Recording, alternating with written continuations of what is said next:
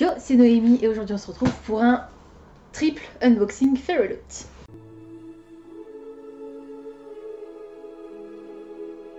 On va commencer par celui-ci parce que je sais exactement ce que c'est. C'est le tome 2 de This Solo Vows de Lexi Ryan qui s'appelle These Twisted Bonds. J'ai adoré le tome 1 de cette série dans laquelle on va faire la rencontre d'une jeune fille qui va devoir partir sauver sa sœur au royaume des Fae. Elle va devoir infiltrer ce qu'elle considère comme étant ses ennemis et il y a une histoire de triangle amoureux. Vous savez que je déteste les triangles amoureux et pourtant dans cette histoire ça m'a pas dérangé du tout. Je l'ai adoré et j'ai très hâte de voir où nous emmène l'autrice. C'est une duologie. Donc avec ce tome-ci, la série est finie. Et ce que j'ai particulièrement apprécié dans ce triangle amoureux, c'est que en fait on ne sait pas pour lequel des deux ouais, il est beau, on ne sait pas pour lequel des deux pencher. Voilà. Donc je vais pas vous dire le résumé de celui-ci. My night, my darkness, my power. Ma nuit, mes ténèbres, mon pouvoir. Donc j'ai vraiment très hâte de le lire. Oh, il est beau. On a une illustration au revers de la Dust Jacket.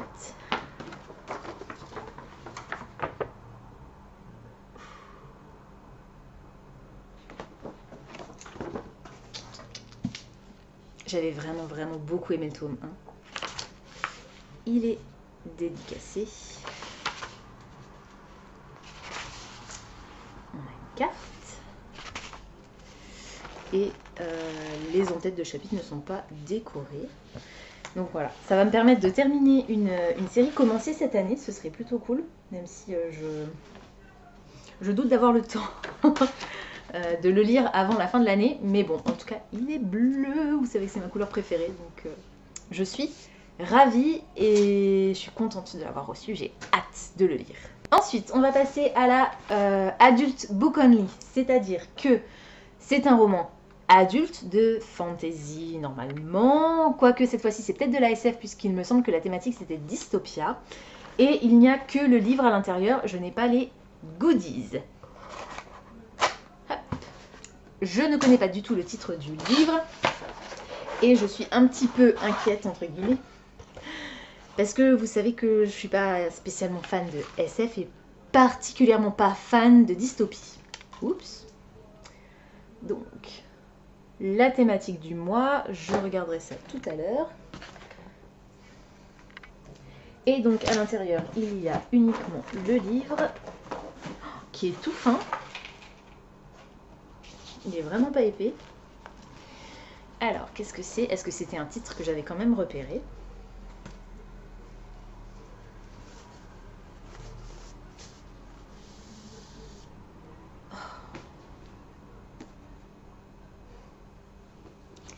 Alors non, je sais qu'il va sortir en novembre en français.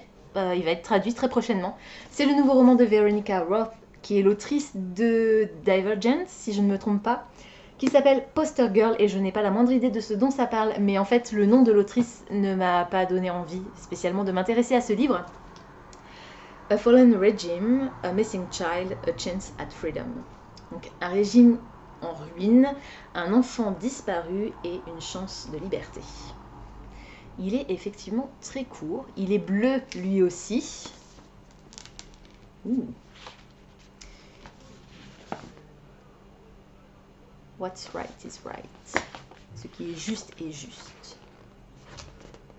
Rien de particulier. Il n'y a rien au revers de la Dust Jacket.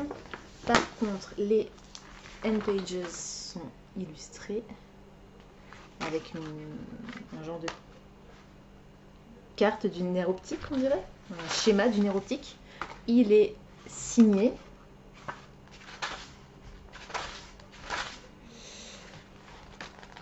Rien de particulier au niveau des en-têtes de chapitres et c'est la même illustration sur les pages de fin. Donc, je vais rapidement lire le résumé qui est extrêmement long. Donc, pour ne pas me spoiler, je vais lire seulement le début. Et je vais essayer de vous dire de quoi ça parle. Donc, ça se passe à Seattle et la population a un implant oculaire qui les place sous surveillance constante. Mais il y a eu une révolution, le peuple s'est rebellé et les membres influents de cette société qui régissait un peu tout et tout le monde ont été emprisonnés et maintenant chacun est libre de vivre sa vie telle qu'il l'entend. Sonia, qui faisait partie de l'ancien régime, est emprisonnée depuis 10 ans et un de ses anciens ennemis va venir à elle avec une proposition. Elle va essayer de retrouver une fille, c'est ça, une petite fille, je ne sais pas, qui a été enlevée à ses parents par l'ancien régime et de cette manière gagner sa liberté. Je vais m'arrêter là voilà, le résumé était quasiment fini mais je vais quand même m'arrêter là. Je suis pas inspirée, je suis vraiment pas inspirée. On verra ce que ça donne. L'avantage, comme dit, c'est qu'il est court, donc et ça a l'air d'être un one shot. On verra. J'aime bien par contre le foil rouge là sur la couverture, c'est assez classe. Mais à part ce détail, la couverture m'inspire pas spécialement non plus. Donc, je vous avoue que c'est un petit fail là pour le coup. À voir, peut-être qu'à la lecture ce sera vraiment exceptionnel. Et du coup on est parti maintenant avec la box Young Adult. Pour information, c'est la dernière fois que je reçois la box Young Adult en l'état. À partir du mois de novembre, je recevrai la Book Only, donc plus de goodies non plus pour la Young Adult. C'est moins cher et de toute façon, je n'utilise quasiment jamais les goodies, donc tant qu'à faire, faisons des économies. Oups. Hop. Et la thématique de cette box, c'était Sell Your Soul. Hop. Je vais poser la boîte. Alors, je connais le titre du livre, mais je ne m'en souviens plus. Comme souvent. On a une paire de chaussettes inspirées par Raven Boys, peut-être, et réalisées par No One Designs. Hop.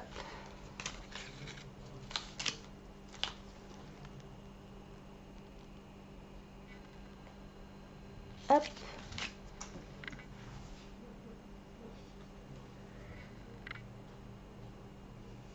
Voilà, donc ça va aller à la machine directos.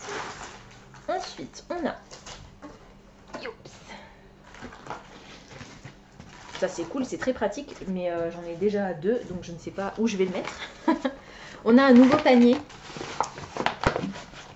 dans lequel vous pouvez mettre ce que vous voulez. Moi j'aime bien mettre mes livres dans le grand et je mets aussi des livres dans le petit. Et du coup là ça m'en fait un troisième. Hop. J'ai l'impression qu'il est un peu plus haut que le précédent. Peut-être pas. Alors, inspiré par Once Upon a Broken Heart de Stephanie Garber. Heroes don't get happy endings, they give them to other people. Les héros n'obtiennent pas leur fin heureuse, ils les offrent aux autres gens. Hop. Et recto verso, c'est la même chose. Oust. Voilà. On a un livre bonus qui, si je ne m'abuse, sans relire spécialement le résumé, est une réécriture de Réponse qui s'appelle Princess of Souls et c'est écrit par Alexandra Christo qui est l'autrice de To Kill a Kingdom que j'ai lu en français, Le Royaume assassiné, et que j'ai détesté parce que la traduction est extrêmement mauvaise, mais ça n'en enlève rien à l'histoire inventée par l'autrice et peut-être que je le relirai un jour en version originale pour voir si c'était juste une histoire de traduction ou s'il y avait un peu plus que ça. Alors, une fille maudite pour l'éternité et un garçon en quête de vengeance. Avec des spread edges orange, du foil sur la couverture. Il est signé par l'autrice. On a une carte. Et rien de plus au niveau des en-têtes de chapitre. Au niveau du résumé, il y en a beaucoup qui pensent qu'ils peuvent tromper la mort. Quand ils échouent, je prends leur âme. Chacune d'entre elles. Et on a effectivement affaire à une réécriture de Réponse puisque notre personnage principal est une héroïne qui s'appelle Célestra, qui a une magie très puissante, qui possède une magie très puissante et qui est enfermé dans une tour par un roi cruel.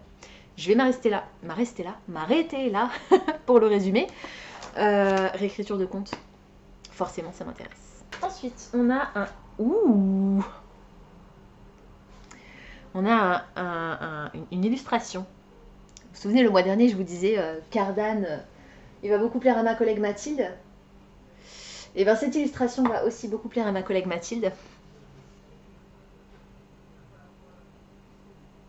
C'est une illustration du château ambulant, si je dis pas de bêtises.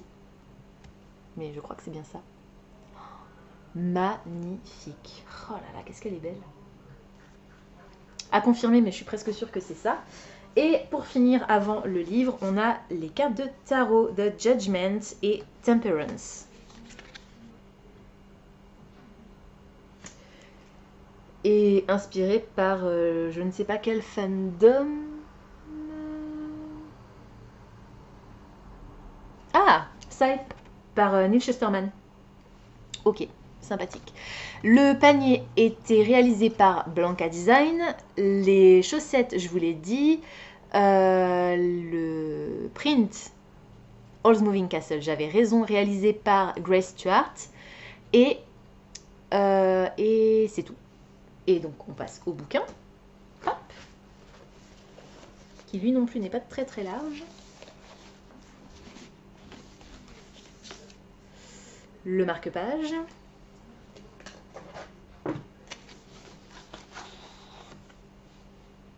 Le character art avec à l'arrière la lettre de l'autrice. Le Fairy Scoop sur lequel on reviendra tout à l'heure. Et enfin le livre.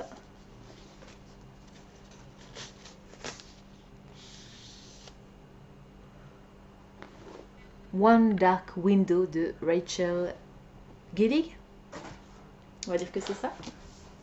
Les sprayed edges sont vert bouteille, magnifique. Oh, qu'est-ce qu'il est beau.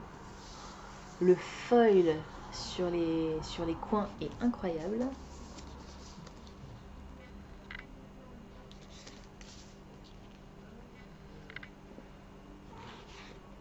Oh bah dis donc, ils ont fait for favorite. Donc, hop, la dust jacket est illustrée et réversible. Incroyable, avec la même illustration que au revers de la lettre de l'autrice. Le hardback est illustré.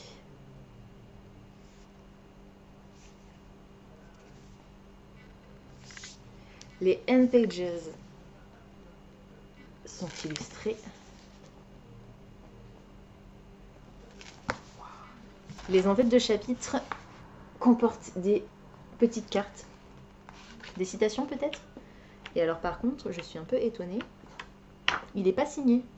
Est-ce que j'aurais loupé un truc? Non. Alors, je vais remettre la couverture et j'ai oublié de vous montrer les couvertures originales. Donc je vais faire ça rapidement avant de vous dire vite fait de quoi ça parle. Donc, je vous mettrai par ici la couverture originale pour celui-là. Idem pour celui-ci. Tant qu'on y est, des Toasted Bones.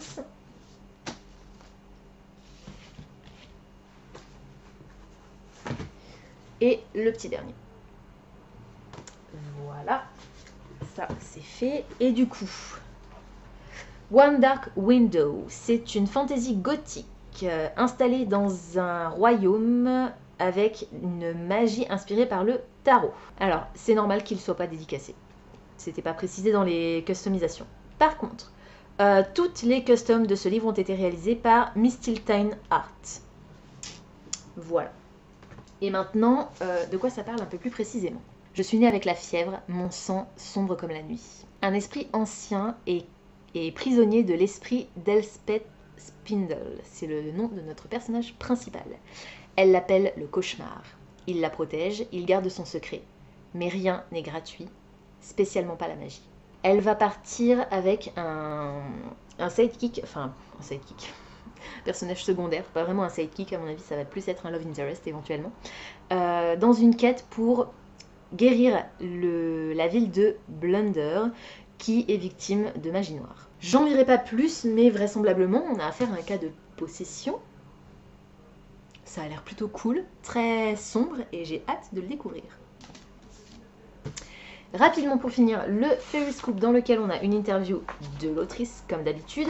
Les sorties du mois de novembre à surveiller. On a Sea Sparrow de Christine Cashore, Bloodmark de Tracy Deon, Cursed de Marissa Meyer et Art of the Sun Warrior de Sue Lin Tan. Le thème du mois de novembre, c'est The Witching Hour. Comme je ne recevrai pas les goodies, je ne vais pas vous dire en quoi ils consistent. Par contre, je peux vous dire que le livre du mois sera un one-shot, stand-alone. Et c'est une fantasy épique avec des sorcières et de la romance. Ça a l'air cool. Voilà, c'est tout pour aujourd'hui. J'espère que cette vidéo vous aura plu. Comme d'habitude, n'hésitez pas à me dire dans les commentaires si certains des titres que je vous ai présentés aujourd'hui vous intéressent. Si vous les avez déjà lus, pourquoi pas, et surtout ce que vous en avez pensé. N'hésitez pas également à me dire quel est votre item préféré. Les chaussettes, c'est toujours utile. J'aime bien aussi, j'aime même beaucoup le petit panier, mais l'illustration du château ambulant est sublime. Pensez à vous abonner à la chaîne, à liker et à partager cette vidéo, ça me fera toujours plaisir. Pensez également à activer la petite cloche de notification qui vous permettra de savoir quand je poste du nouveau contenu. En attendant de vous retrouver, je vous souhaite d'excellentes lectures et je vous dis à très bientôt dans une prochaine vidéo. Ciao!